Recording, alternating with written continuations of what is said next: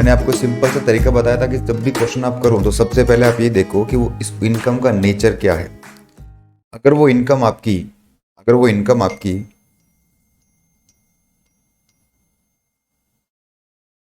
Indian income है तो सभी के हाथ में टैक्सेबल होगा। अगर वो आपकी फॉरेन इनकम है तो केवल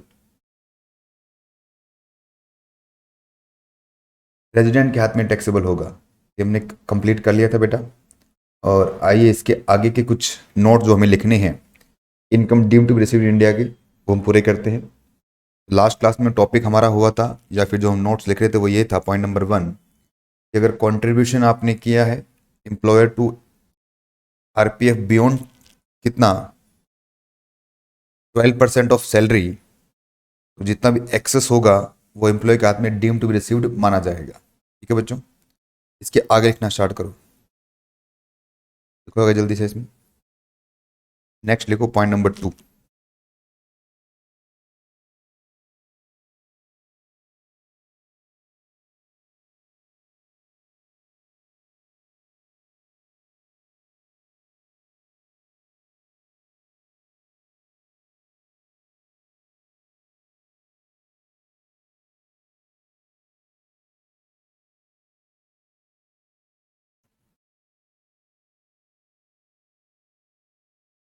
पॉइंट नंबर 2, इसमें इंटरेस्ट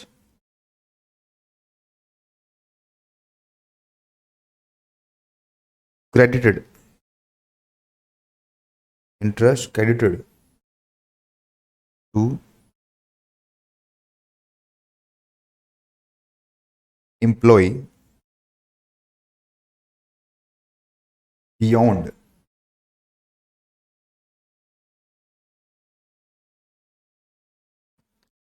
बियॉन्ड 9.5% पर एनम इन आरपीएफ। हमने कल क्लास में देखा था आरपीएफ के अंदर यदि एम्प्लॉयर का आरपीएफ के अंदर एम्प्लॉयर का 12% से ऊपर सैलरी में कंट्रीब्यूशन हो रहा है आरपीएफ के अंदर, एम्प्लॉय के हाथ में टैक्सेबल हो रहा था वो। वैसे ही उसके इंटरेस्ट की कहानी भी है बेटा। एक छोटा डायग्राम बना लेते हैं इस पर। साहब ये आरपीएफ आपका, आरपीएफ आरपीएफ का जो फंड का पैसा होता है बेटा, इसको इन्वेस्ट किया जाता है, इन्वेस्ट इन गवर्नमेंट सिक्योरिटीज। जितनी भी गवर्नमेंट सिक्योरिटीज हैं उसमें इन्वेस्ट करते हैं इसको, और गवर्नमेंट सिक्योरिटी से क्या मिलता है, इंटरेस्ट मिलता है। और ये इंटरेस्ट दिया किसे होता है बेटा, एम्प्लॉय को। ठीक है, वैसे तो ये इंटरेस्ट आपका डायरेक्ट किस में क्रेडिट हो जाता है, इस फंड में क्रेडिट हो जाएगा। और यदि इंटरेस्ट आपका एक्सेस ऑफ 9.5% पर एनम है, इसे बोल देंगे हम डीम्ड रिसीव्ड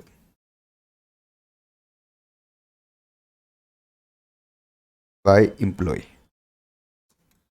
डीम्ड रिसीव्ड किसका दूर हो रहा है, एम्प्लॉय के थ्रू। ठीक है, पॉइंट नंबर 3, ये पॉइंट भी हम सैलरी में देखेंगे डिटेल्ड में। इसको भी रेफर कर रहा हूं मैं, सैलरी, रेफर इन सैलरी। ठीक है, इस टॉपिक के बाद हम सैलरी स्टार्ट करेंगे बेटा। पॉइंट नंबर 3 लिखो,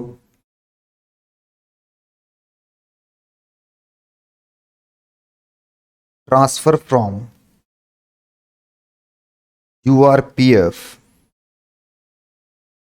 टू आरपीएफ। सब एक फंड है जो यूआरपीएफ का फंड है,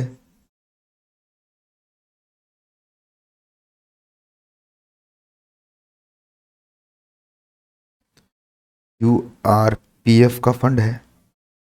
इसके पैसे को, जो भी इसमें पैसा है, तो ट्रांसफर किया जा रहा है किसके अंदर, आरपीएफ में ट्रांसफर किया जा रहा है। ट्रांसफर अमाउंट जो आपकी एक्सेस ऑफ 12% ऑफ सैलरी है, जो एक्सेस होगा वो इंप्लॉय के हाथ में क्या होगा? Deemed received.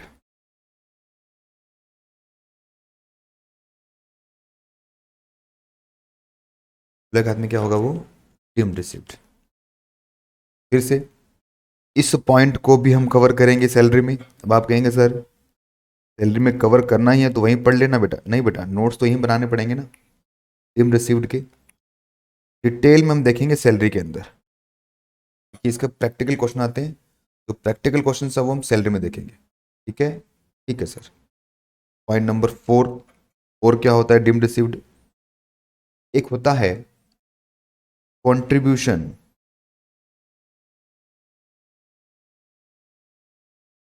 Contribution to pension fund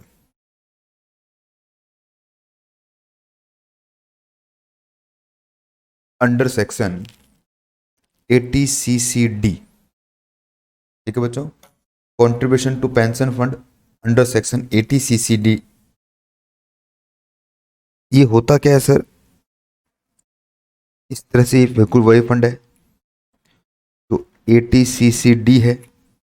इसे हम न्यू पेंशन स्कीम बोलते हैं बेटा, न्यू पेंशन स्कीम। प्यार से इसको हम एनपीएस बोलते हैं बेटा, एनपीएस प्यार से। ठीक है?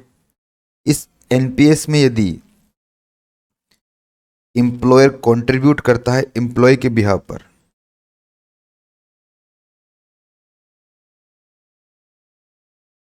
ये जो कंट्रीब्यूशन है ये डीम्ड रिसीव्ड माना जाएगा। ठीक है बच्चों?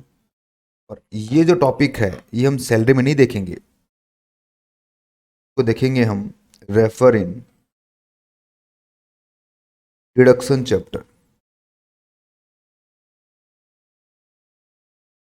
डिडक्शन जो पढ़ाऊंगा मैं आपको, तो वहां पर आपके 80CCD 1, 80CCD 2, 80CCD 1A ये सारे डिडक्शंस बताऊंगा, तो ये वहां पर हम डिटेल में देखने वाले हैं।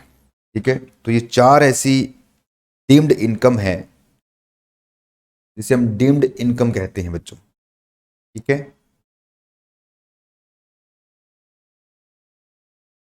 मैं पहली, चलो पहले नोट कर लो, जल्दी से नोट करके मैसेज करना कि हाँ नोट हो गया सर। यूआरपीएफ का फुल फॉर्म होता है बेटा अनरिकॉग्नाइज प्रोविडेंट फंड। वो रिकॉग्नाइज प्रोविडेंट फंड था ना आरपीएफ, तो अनरिकॉग्नाइज होगा तो उसे बोलेंगे हम यूआरपीएफ। ठीक है वंदित विनय? चलिए, ये था हमारा deem to be received. Note कर लिया? अब देखो ये हमने जो पढ़ा है वो क्या पढ़ा है बेटा अभी? Deem to be received in India. हमने पढ़ा है deem to be received in India.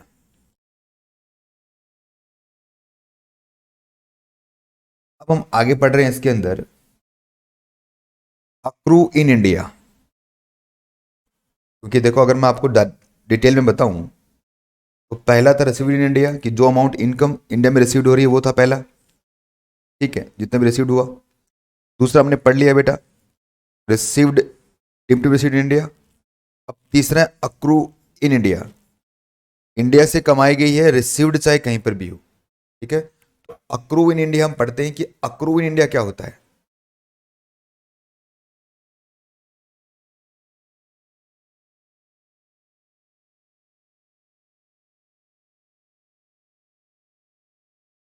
चलिए बच्चों देखिए इसमें नेक्स्ट पॉइंट नंबर 3 आएगा नेक्स्ट हमारा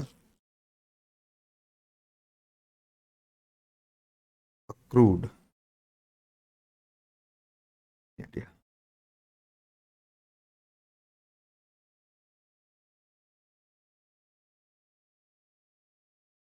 पहला पॉइंट है बेटा, नाम ही लिख लो जल्दी जल्दी इसके। इनकम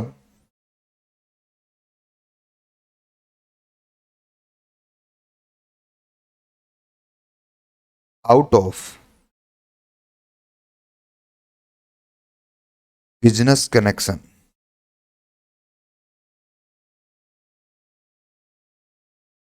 ठीक है ना, किसी बिजनेस कनेक्शन की वजह से इनकम आपको हुई है। अब ये बिजनेस कनेक्शन क्या होता है बेटा?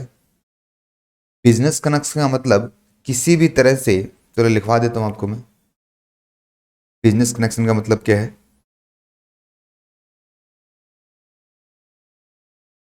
लिखो इसमें, लिखो, business connection means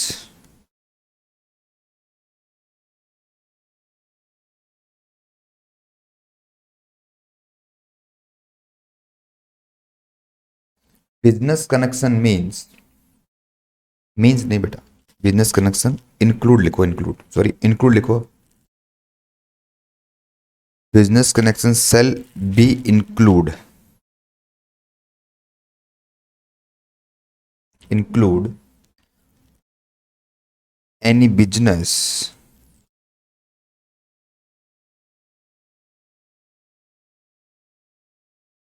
carried out through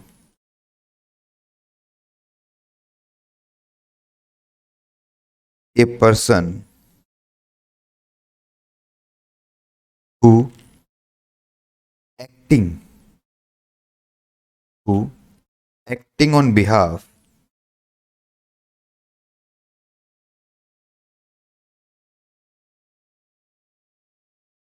of the non-resident, ठीक है ना, कि सर एक ऐसा पर्सन जो काम करता है एक नॉन रेजिडेंट के बिहाव पर, उसे हम क्या कह देंगे, बिजनेस कनेक्शन।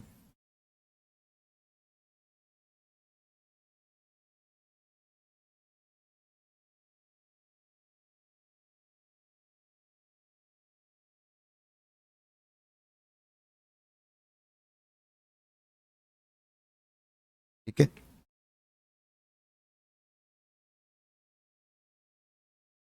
पॉइंट नंबर 2, तो पॉइंट नंबर 1 था, दूसरा लिखो इसमें, सैलरी। सर हाँ बेटा, सर फर्स्ट पॉइंट दोबारा समझाना। देखो मैं आपको समझाता हूँ। बिजनेस कनेक्शन का मतलब है कि सर ऐसा कोई बिजनेस जो एक नॉन रेजिडेंट के लिए किया जा रहा है और उसमें इंडिया का एजेंट बैठा है। कैसे?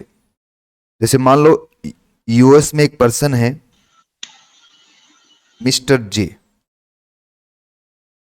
उनको इंडिया से कोई गुड्स परचेज करना है ना, गुड्स है तो उसे इंडिया से परचेज करना है। तो मिस्टर जे तो किसी को जानता नहीं है इंडिया के अंदर, वो क्या करता है, एक मिस्टर पी है जो इंडिया में है, एक मिस्टर पी है जो इंडिया में है, ये उसे कहता है कि भाई मुझे ये वाले गुड्स चाहिए, तू मेरे बिहार पर एक काम कर, इसको परचेज कर, परचेज करने के बाद शिप में लगा, और जिससे ही तू परचेज करेगा उसको पेमेंट भी कर दे। इसका मतलब जो मिस्टर पी हैं वो क्या कर रहे हैं बेटा, एज ए एजेंट काम कर रहे हैं, as a agent of non resident. इसका मतलब ये जो मिस्टर पी जो एजेंट की तरह काम कर रहा है, अब ये जो गुड्स परचेज किया गया है इससे जो भी प्रॉफिट कमाएगा कौन, मिस्टर जे, इस प्रॉफिट को अक्रू अराइज इंडिया माना जाएगा। मतलब यहां पर बिजनेस कनेक्शन एस्टेब्लिश हो गया।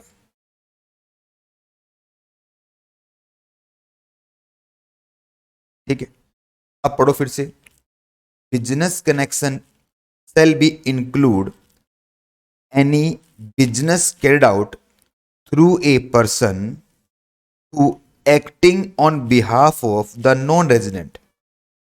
तो एक ऐसा पर्सन जो एक नॉन रेजिडेंट के बिहाफ पे क्या कर रहा है, काम कर रहा है, तो वो ये पर्सन है बेटा। यहाँ किसकी बात कर रहा है, अगर आप किसी एजेंट के थ्रू काम करवाते हैं तो ये जो गुड्स परचेज किया गया है इस पर बिजनेस कनेक्शन एस्टेब्लिश हो जाएगा। बताओ बच्चों, अब आया समझ में आपको ये? Yes sir. चलिए बढ़ते हैं फिर आगे।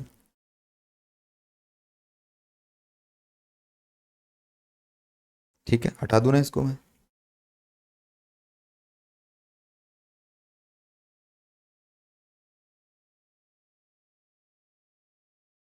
चलो बच्चों, नेक्स्ट पॉइंट लिखो इसमें।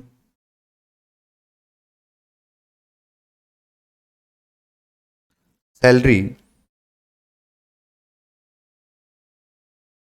अर्न इन इंडिया, ये अक्रू इंडिया माना जाएगा।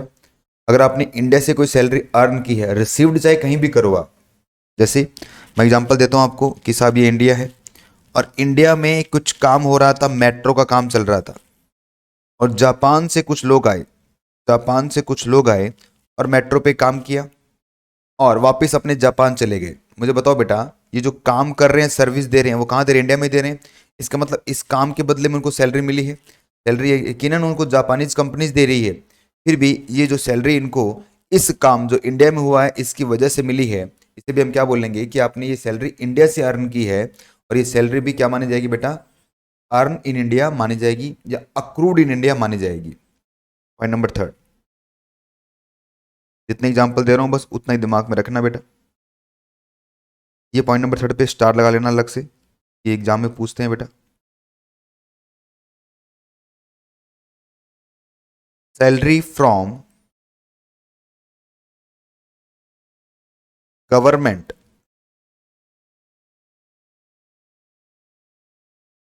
To Indian citizen,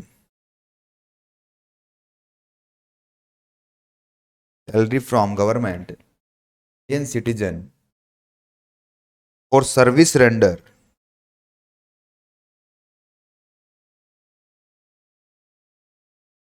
for service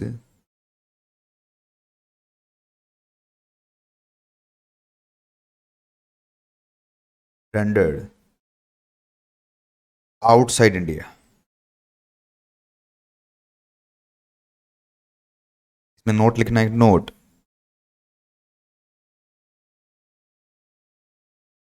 all foreign allowance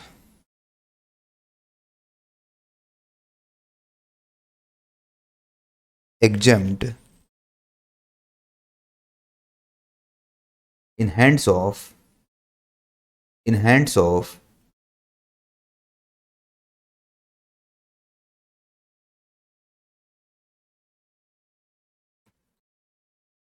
such government employee।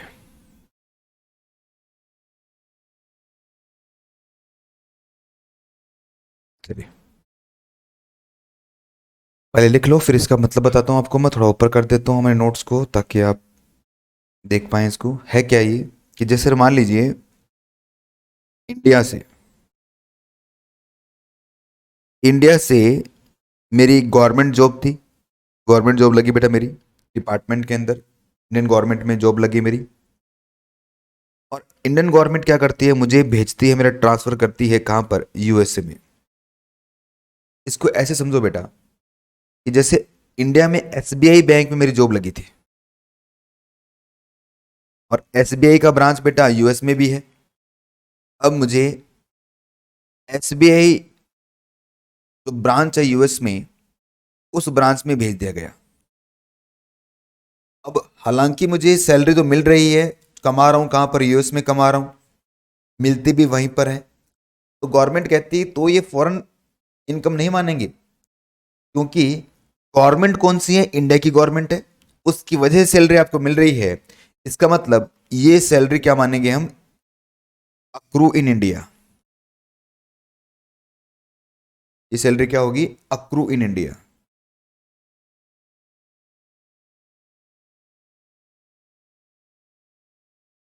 शर्तें, दो शर्तें पूरी होनी चाहिए। दो शर्तें कौन सी है? एक तो वो गवर्नमेंट की तरफ से सैलरी मिले, और दूसरा इंडियन सिटीजन होना चाहिए। इन अंडरलाइन कर लेना बेटा चित्र है, दो बातें पूरी होनी चाहिए। फिर मैंने लिखा कि साहब उस इंडियन सिटीजन को सिर्फ सैलरी नहीं, सैलरी के अलावा कुछ अलाउंसेस भी मिलते हैं, उसे फॉरेन अलाउंस बोलते हैं। फॉरेन अलाउंस ये भी मैं सैलरी में बढ़ाऊंगा आपको, कौन से होते हैं ये सारे के सारे क्या होते हैं? एग्जम्प्ट होते हैं, इस पे टैक्स नहीं लगता। तो ये तो इनकम ही नहीं होती बेटा, तो ना तो ये आपके आर के हाथ में टैक्सेबल होंगे, ना ये आर के हाथ में टैक्सेबल होंगे, और ना ही एनआर के हाथ में। क्यों नहीं? क्योंकि ये तो इनकम ही नहीं होती। क्या बच्चों? चलो हटा रहा हूँ इस एग्जाम्पल को मैं। अब फिर पढ़ो इसको, मैंने क्या लिखवाया आपको? मैंने आपको लिखवाया salary from government to Indian citizen और service render outside India, all foreign allowance exempt in hands of government employ. उस गवर्नमेंट एम्प्लॉय के हाथ में क्या होंगे? ये सारे एग्जम्प्ट होंगे। नेक्स्ट लिखो इसके अंदर पॉइंट नंबर 4। हम पढ़ रहे हैं accrue in India.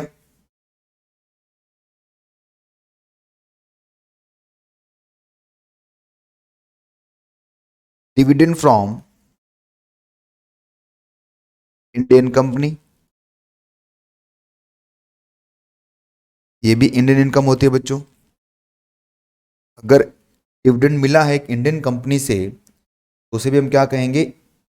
Indian income कहेंगे। ठीक है ना? तो ये टैक्सेबल किसके हाथ में होगी? सबके हाथ में। जो हम पढ़ रहे हैं ना बेटा, ये पॉइंट 1 2 3 4 पढ़ रहे हैं, ये सबके हाथ में टैक्सेबल होता है, चाहे आर ओ आर हो, चाहे आर एन ओ आर हो, चाहे एन आर हो, ये सबके हाथ में टैक्सेबल होंगे ये सारे points.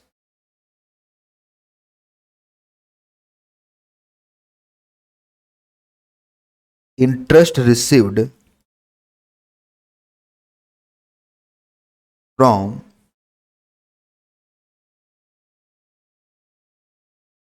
Indian company oblique security, Indian company oblique securities.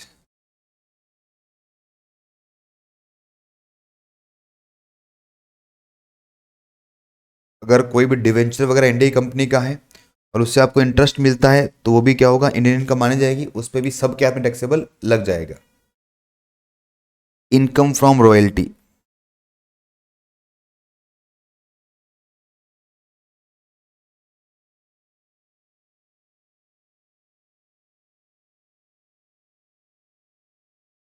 अगर कोई रॉयल्टी की इनकम है वो भी इंडियन इनकम मानी जाएगी बेटा, सबके हाथ में टैक्सेबल हो जाएगा।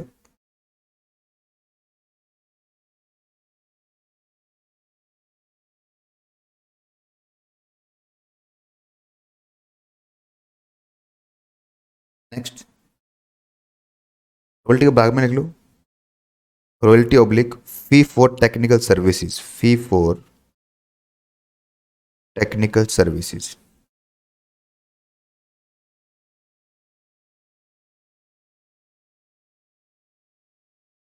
इसको एफ टी एस बोलते हैं बेटा, एफ टी एस। इसको F T S short form में बोलते हैं, तो ये रखना याद रख।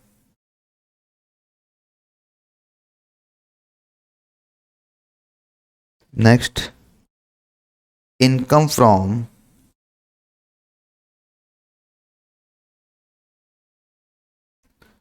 Transfer of capital asset,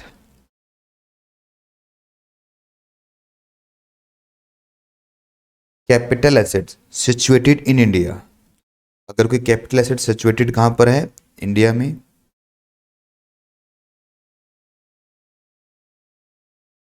in India से ट्रांसफर का मतलब क्या होता है? एक बार के लिए मान लो बच्चों, ट्रांसफर का मतलब होता है सेल। एक बार के लिए। जब मैं आपको कैपिटल गेन पढ़ाऊंगा ना तो वहाँ पर आपको पूरा डिटेल में ट्रांसफर का डेफिनेशन बताऊंगा कि किसे कहते हैं ट्रांसफर, पर फिलहाल एक बार के लिए इतना सोच लो, इसे हम क्या कहेंगे? सेल कह देंगे।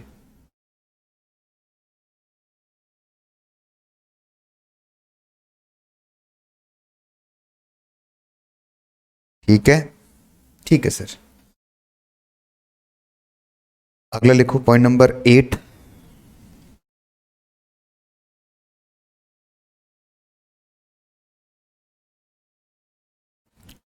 गिफ्ट बाय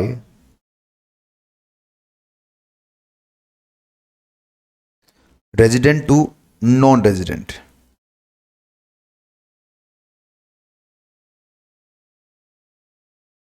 ठीक है बच्चों, अगर गिफ्ट दिया रेजिडेंट ने किसी नॉन रेजिडेंट को तो ये भी क्या हो गया? आपकी इनकम। एक नोट लिखो बेटा,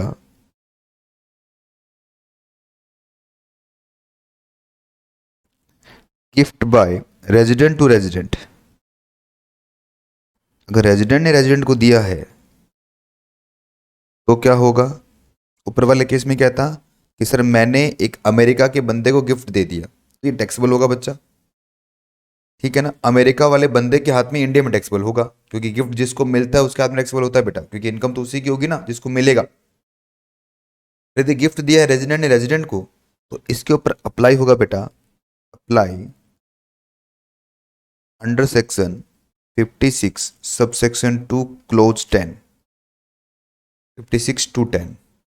और ये क्या बोलता है सेक्शन, ये कहता है अप टू 50,000 के गिफ्ट जो होते हैं ना बेटा, वो क्या होते हैं, एग्जम्प्ट होते हैं। अगर आपने किसी को भी 50,000 तक का गिफ्ट दिया है ना बच्चों, वो एग्जम्प्ट होता है। बाकी कहानी जब मैं गिफ्ट का टैक्सेशन पढ़ाऊंगा वहां पढ़ेंगे बेटा, कि ये पूरी कहानी हमें गिफ्ट में समझ में आएगी, ये सेक्शन क्या बोलता है, किस पे अप्लाई होता है, किस पे अप्लाई नहीं होता, ये सारी बातें हम सेक्शन 56 to 10 में देखेंगे। पर फिलहाल ये जो चैप्टर हम पढ़ रहे हैं रेजिडेंशियल स्टेटस, उसके लिए इतना याद रखो कि अगर एक रेजिडेंट ने रेजिडेंट को गिफ्ट दिया है तो 50,000 तक के गिफ्ट क्या होते हैं, एग्जम्प्ट होते हैं बच्चों, ठीक है। तो ये वो 8 इनकम है जिसे हम अक्रू इन इंडिया मानेंगे बेटा। जल्दी से लिख लिया आपने।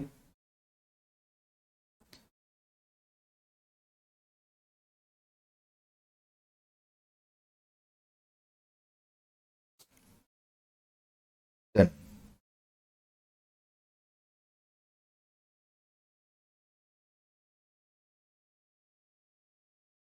तो यहां पर आके हमारे जो लिखने वाला सेक्शन था वो खत्म हो गया बेटा।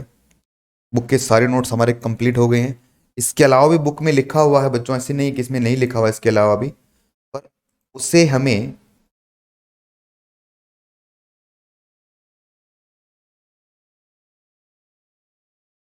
अब कुछ बुक्स के क्वेश्चन उनको कर लेते हैं अपन। अ,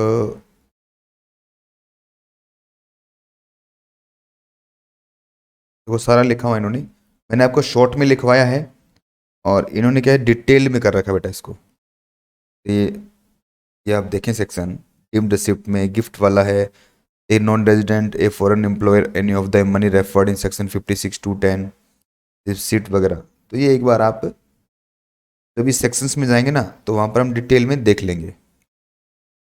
इधर देखो एक बार आप काम की चीज़ क्या है, वो ये है। सबसे पहले हम करेंगे इलस्ट्रेशन नंबर 8। आओ बच्चों मेरे साथ में, अब जल्दी जल्दी इसके सारे क्वेश्चन कर लेते हैं, और प्रैक्टिस के लिए कुछ क्वेश्चन सब वो आपको मैं भिजवाऊंगा, पर पहले इन क्वेश्चंस को करते हैं। प्रैक्टिस वाले क्वेश्चन मैं भिजवा दूंगा बेटा आपको। Miss Monica a foreign nation come India every year for 90 days. मतलब मोनिका जो है वो इंडिया की नहीं है, वो इंडिया की सिटीजन नहीं है, और 90 दिनों के लिए वो हमेशा आती है इंडिया में। बताओ बच्चों, सबसे पहले प्रीवियस ईयर में भी वो 90 दिन के लिए आई होगी, और उसके 4 प्रीवियस ईयर में भी बेटा वो 90 दिन के लिए आई होगी। तो 90 इंटू 4 तो होगा 360 डेज हो गया, 390 डेज है। इसका मतलब इसकी जो बेसिक कंडीशन थी बेटा, बेसिक कंडीशन वही पूरी नहीं हुई, और मोनिका जी क्या बन गई बेटा, डायरेक्ट आपकी नॉन रेजिडेंट बन गई पहले केस में। देख सकते हैं कि आंसर के अंदर मोनिका जी क्या है, आपकी नॉन रेजिडेंट। बताओ बच्चों समझ में आया आपको ये? हाँ सर समझ में आया। पॉइंट नंबर 2 देखते हैं, आपके आंसर में क्या फर्क पड़ेगा यदि वो इंडिया में 100 दिन के लिए आती है 90 दिन की जगह। अब पूरा ही फर्क पड़ जाएगा सर, 90 की जगह कितना हो गया, 100 डेज हो गया, 90 की जगह कितना हो गया, 100 डेज हो गया, और इसका मतलब ये कितना हो गया, 400 डेज हो गया बेटा। इसने बेसिक तो पूरी कर दी, रेजिडेंट तो बन गई। अब चेक करते हैं पिछले, अब रेजिडेंट कौन सी है, ROR है या RNOR है। इसके लिए देखना पड़ेगा कि पीछे के 7 साल में क्या वो 730 डेज रह रही है क्या, तो 7 × 100 ही है, इसका मतलब वो 730 डेज नहीं है। तो इसने एक एडिशनल कंडीशन पूरी नहीं की, और जैसे वो एडिशनल पूरी नहीं करती वो क्या बन जाती है बेटा, वो RNOR बन जाती है। आंसर चेक करो बेटा कहाँ पर है ये, तो C is resident not ordinary resident, resident but not ordinary resident, मतलब NOR। बताओ जी, किसी को समझ में नहीं आया तो मुझसे पूछ सकता है, अदरवाइज मैं आगे बढ़ता हूं इलस्ट्रेशन नंबर 9 की तरफ। आ गया सर? हाँ सिंपल था बेटा, इस पे तो हमने क्वेश्चन पहले भी कर लिए थे, वही क्वेश्चन है ये। आइए पढ़ते हैं इलस्ट्रेशन नंबर 9 की तरफ। 9 9 थोड़ा कैलकुलेटिव है, आपको इतना डरो मत बेटा इसको देख के, डर मत जाना इसको देख के कि सर ये क्या कर रखा है, छोड़ो इसको। हाँ बेटा कर लिया ये, इसको मत देखो, इसको देखोगे आप डर जाओगे, पता नहीं सर कैसे कर रखा है। कुछ नहीं, आसान है बेटा, अपने हिसाब से करेंगे अपन। कि मिस्टर सिड हैं, तो ब्रिटिश नेशन के हैं, इन्होंने ज्वाइन किया। झूठा अपना नाम करिए रे सब झूठ मारती है। चलो ये हो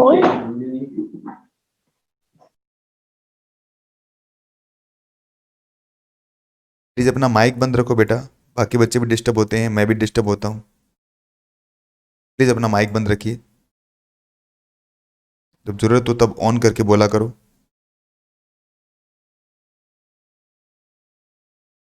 देखो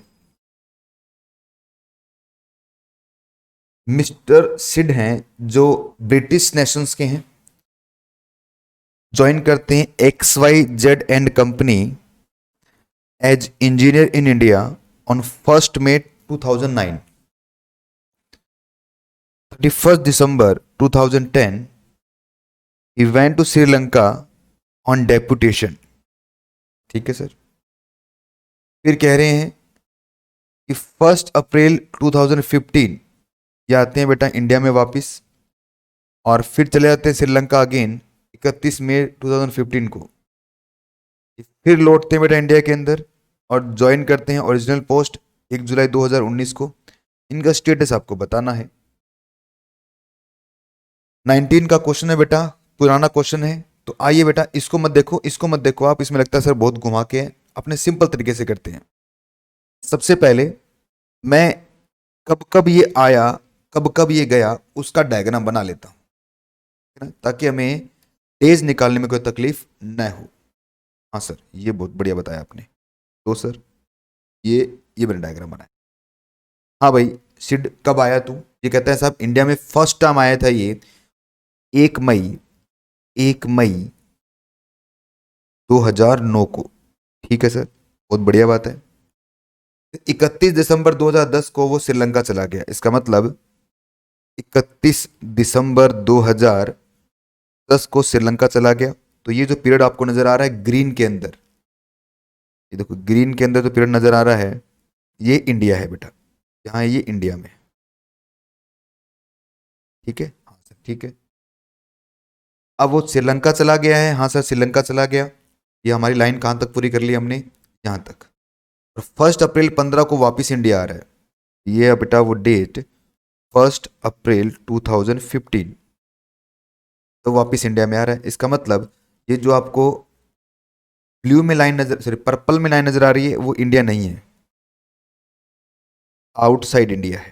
ठीक है, ठीक है सर।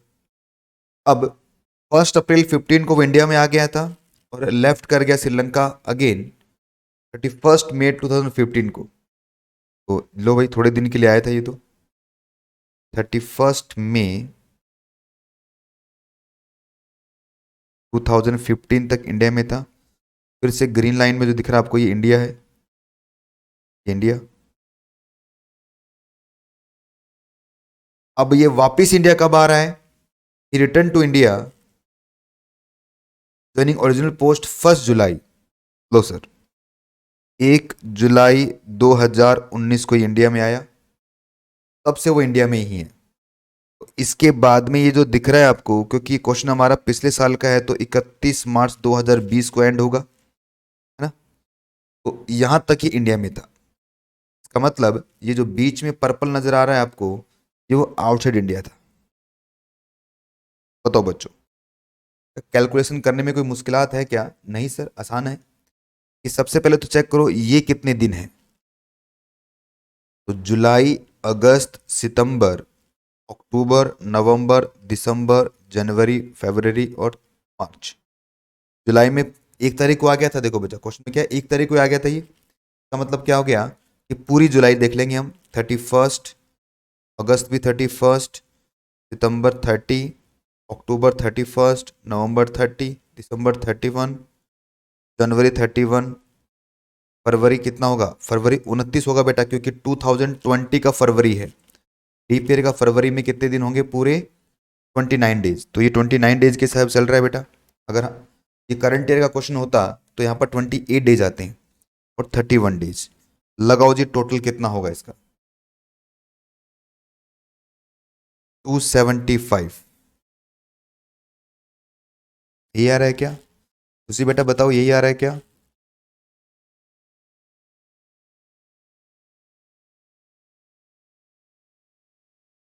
हो रहे हो बेटा, जाग रहे हो? 31, 31, 30, यस यही आ रहा है। चलो तो इसका मतलब यहाँ पर, अब मैं थोड़ा पेन को चेंज करता हूँ, ब्लैक से लिखता हूँ, यहाँ पर कितने दिन रहा, 275 डेज। तो 182 डेज वाली कंडीशन तो उसने पूरी कर दी, इसका मतलब रेजिडेंट तो बन गया वो। अब चेक करना है सर पिछले पिछले 7 साल में, तो सर 1 अप्रैल 2019 के अंदर 7 साल हम माइनस कर दें तो हम कहाँ पहुंच जाएंगे,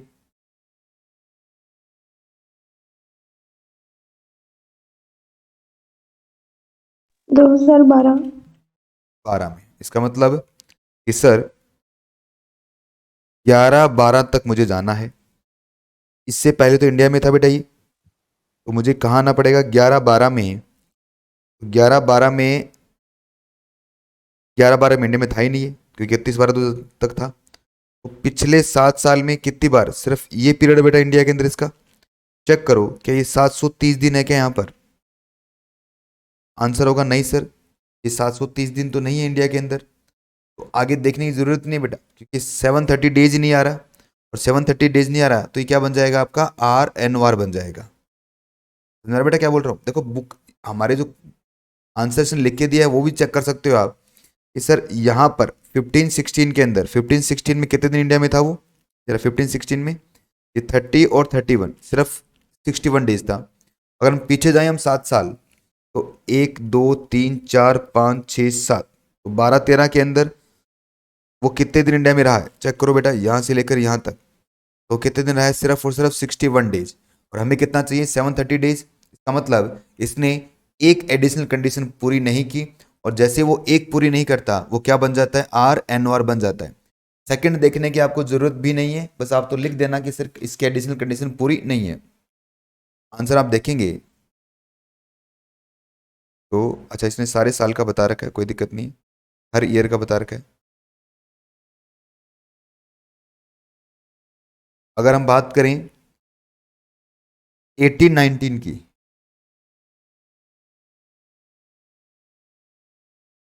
90-20 की, आंसर में देखो बेटा 90-20 में क्या होगा वो, since the SSC in India for 275 days previous year 29 90-20, hence the satisfy first condition, therefore resident तो ये बन गया, पर ये पिछले 2 बार ना तो रेजिडेंट रहा है और ना ही वो 730 पूरा कर पाया out of 7 immediately proceeding year, इसीलिए ये does not satisfy the condition 66 की, देयरफॉर क्या होगा भैया, ROR होगा।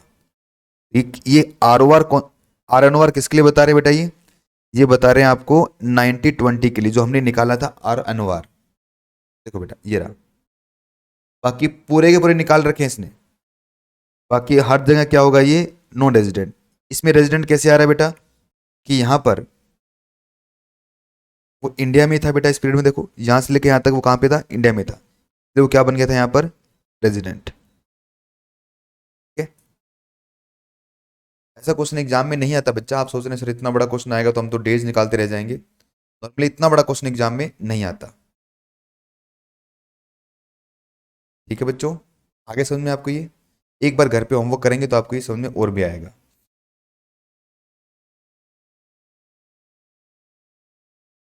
अब मुझे बताओ इसके कोई क्वेश्चन रह तो नहीं गए थे, अरे करवा दिया क्या मैंने, ये हो गया था हमारा 7 करवा दिया था मैंने, और इसके पहले वाले भी करवा दिए थे, हाँ बिल्कुल करवा दिए थे सारे।